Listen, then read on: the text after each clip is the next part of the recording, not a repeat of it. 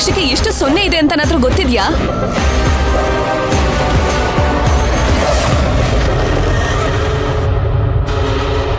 $20 lakh madam.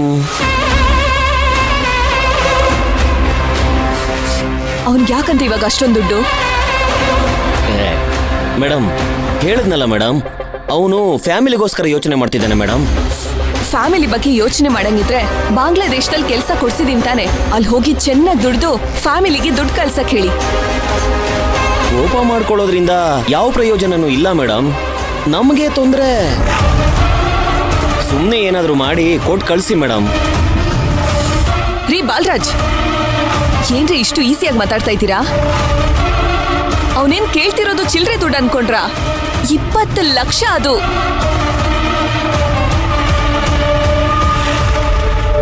ಕೊಡದೆ ಹೋದ್ರೆ ಏನಾಗುತ್ತೆ ಅಂತ ಯೋಚನೆ ಮಾಡಿದೀರಾ? ಇವನಿಂದ ನಮಗ್ ಬರೋ ತೊಂದರೆಗಳು 20 ಲಕ್ಷ ಅಲ್ಲ, ಅದಕ್ಕಿಂತ ದೊಡ್ಡದಾಗ್ಬಿಡುತ್ತೆ ಮೇಡಮ್. ಏನ್ ತೊಂದ್ರೆ? ಏನ್ ಮಹಾ ತೊಂದ್ರೆ ಬರುತ್ತೆ? ಮೇಡಮ್, ಮೈನ ಇವನಿಗೆ ಹೊಡೆದಿದ್ದು, ಇವನ್ ಸುತ್ತ ನಡೀತಾ ಇರೋದನ್ನೆಲ್ಲ ಗಮನಿಸ್ಕೊಂಡು ಇವನೇ ಏನೋ ದೊಡ್ಡ ತಪ್ಪು ಮಾಡಿದೀನಿ ಅಂತ ಊಹೆ ಮಾಡ್ಕೊಂಡ್ಬಿಟ್ಟಿದ್ದಾನೆ. ಅದಕ್ಕೆ ಇಷ್ಟು ದೊಡ್ಡ ಅಮೌಂಟ್ ಕೇಳ್ತಾ ಇದ್ದಾನೆ. ನೀವು ಸುಮ್ಮನೆ ಕೊಟ್ಟು ಕಳಿಸ್ಬಿಟ್ರೆ ನನ್ನ ಪ್ರಾಬ್ಲಮ್ ಎಲ್ಲ ಸಾಲ್ವ್ ಆಗ್ಬಿಡುತ್ತೆ ಮೇಡಮ್. ಮಾತೆತ್ತಿದ್ರೆ ನನ್ ಪ್ರಾಬ್ಲಮ್ ಅಂತ ಯಾವಾಗ್ಲೂ ಹೇಳ್ತಿರ್ತೀರಲ್ಲ, ಏನ್ರಿ ನಿಮ್ ಪ್ರಾಬ್ಲಮು? ಇದೇನ್ ಮೇಡಮ್ ಹೀಗೆ ಕೇಳ್ತಾ ಇದ್ದೀರಾ? ನೀವು ಮಾಡಿರೋ ಎಲ್ಲಾ ಕೆಲ್ಸಕ್ಕೂ ನಾನು ಸಾಥ್ ಕೊಟ್ಟಿಲ್ವಾ ಮೇಡಮ್? ಇವಾಗ ನಿಮಗ್ ಪ್ರಾಬ್ಲಮ್ ಆದ್ರೆ ನನಗ್ ಪ್ರಾಬ್ಲಮ್ ಆದಂಗೆ ಅಲ್ವಾ? ಅದಕ್ಕೆ ಅಂತ ಒಂದ್ ಲಿಮಿಟ್ ಬೇಡ್ವಾ ಬಾಲರಾಜ್? ಇಲ್ಲಿವರೆಗೂ ಅವನಿಗೋಸ್ಕರ ನಾನು ಲಕ್ಷ ಗಟ್ಲೆ ಖರ್ಚು ಮಾಡಿದ್ದೀನಿ.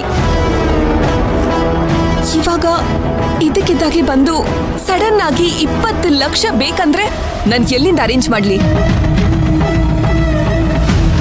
ಅವನ್ ಏನ್ ಅನ್ಕೊಂಡು ನನ್ನ ಹತ್ರ ಅಷ್ಟೊಂದು ದುಡ್ಡನ್ನ ಎಕ್ಸ್ಪೆಕ್ಟ್ ಮಾಡ್ತಿದ್ದಾನೆ? ಅವನ್ಗೇನ್ ಅಷ್ಟೊಂದು ದುರಾಸೆನಾ?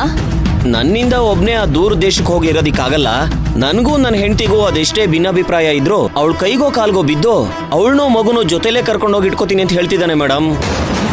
ನಾಳೆ ಅವನ್ಗೆ ಫ್ಲೈಟ್ ಇಟ್ಕೊಂಡು ಇವಾಗ ಫ್ಯಾಮಿಲಿನ ಕರ್ಕೊಂಡು ಹೇಗ್ರಿ ಹೋಗ್ತಾನಂತ ಅವನು? ಬಾಂಗ್ಲಾದೇಶಕ್ಕೆ ಹೋದ್ಮೇಲೆ ಎಲ್ಲ ಸೆಟ್ಲ್ ಮಾಡ್ಕೊಂಡು ಕರ್ಸ್ಕೋತೀನಿ ಅಂತ ಹೇಳ್ತಿದ್ದಾನೆ ಮೇಡಮ್. ಇಲ್ಲ ಬಾಲರಾಜ್, ಐ ಆಮ್ ಸಾರಿ, ನನ್ನಿಂದ ಆಗಲ್ಲ. ಮೇಡಮ್, ನಮಗ್ ಬೇರೆ ದಾರಿ ಇಲ್ಲ, ಕೊಟ್ಬಿಡಿ. ಗೊತ್ತಿದ್ದೋ ಗೊತ್ತಿಲ್ದೇನೋ ಬಿಸಿ ತುಪ್ಪನ ಬಾಯಿಗೆ ಹಾಕೊಂಡ್ಬಿಟ್ಟಿದೀವಿ. ಈಗ ಉಗಿಯಕ್ಕೂ ಆಗದೆ ನುಂಗಕ್ಕೂ ಆಗದೆ ಇರೋ ಪರಿಸ್ಥಿತಿಲಿ ನಾವು ಸಿಕ್ಕಾಕೊಂಡ್ಬಿಟ್ಟಿದೀವಿ ಮೇಡಮ್.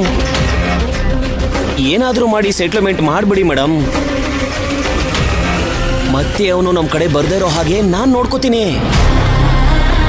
ಇವನೊಬ್ಬ ತೊಲಗ್ಬಿಟ್ರೆ ನನ್ನ ಪ್ರಾಬ್ಲಮು ಸಾಲ್ವ್ ಆಗುತ್ತೆ, ನಿಮ್ ಪ್ರಾಬ್ಲಮು ಸಾಲ್ವ್ ಆಗುತ್ತೆ ಮೇಡಮ್.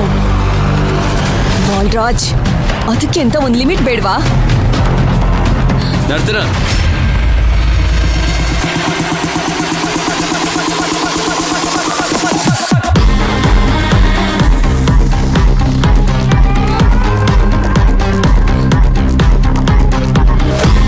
ಆಮೇಲೆ ಮಾಡ್ತೀನಿ ರೀ, ಕಟ್ ಮಾಡಿ.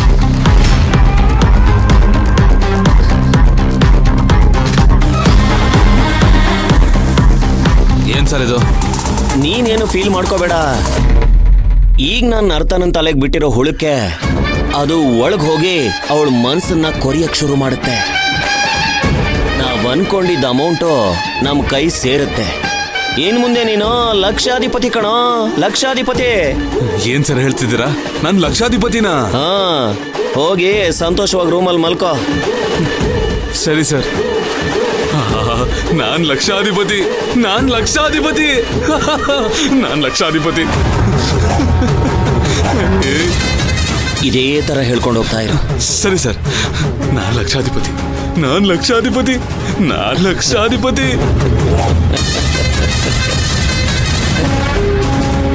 ಹೇ ನನ್ನ ಮಗ, ನಿನ್ನನ್ನಿಟ್ಕೊಂಡು ಲಕ್ಷಾಧಿಪತಿ ಆಗ್ತಾ ಇರೋದು ನಾನು. ನೀನು ಗಿಡಮೂಲಿಕೆಗಳ ಎಣ್ಣೆ ಕುಡ್ಕೊಂಡು ಇಲ್ಲೇ ಹುಚ್ಚುನ್ ತರ ಅಲಿತಾ ಇರ್ತೀಯ. ನಾನು ಮಿಲೇನಿಯರ್, ಬಿಲೇನಿಯರ್, ಟ್ರಿಲೇನಿಯರ್. ಮುಂದೆ ಏನು ಅಂತ ನನಗೆ ಗೊತ್ತಿಲ್ಲ.